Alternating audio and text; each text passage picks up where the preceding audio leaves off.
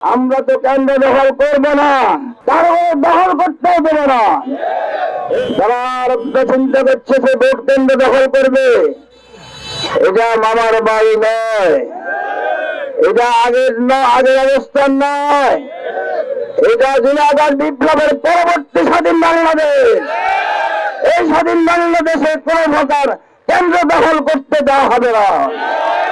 আমরা তো কেন্দ্র দখল করবো না, কারো দখল করতে দেবো না।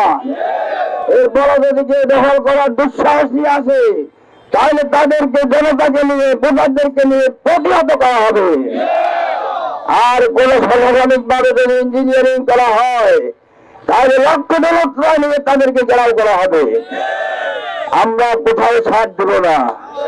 আমাদের পায়ে ভাড়া দিয়ে ঝগড়া করতে চেষ্টা করা হচ্ছে, আমরা ধৈর্য ধরেছি, কিন্তু 12 তারিখে এক মুহূর্তের জন্য থাকতে হবে না। আপনারা কি প্রস্তুত আছেন? 12 তারিখ পর্যন্ত ময়দানে থাকতে পারবেন? বেড়ে যাচ্ছে কেন্দ্রে যেতে পারবেন?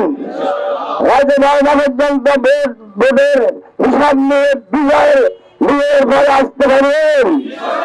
বন্ধ ভাড়া দিতে পারবেন? শুধু ভোট দিয়ে চলে আসবেন না, ভোট দিয়ে কেন্দ্রে থাকতে হবে, অবস্থান করতে হবে।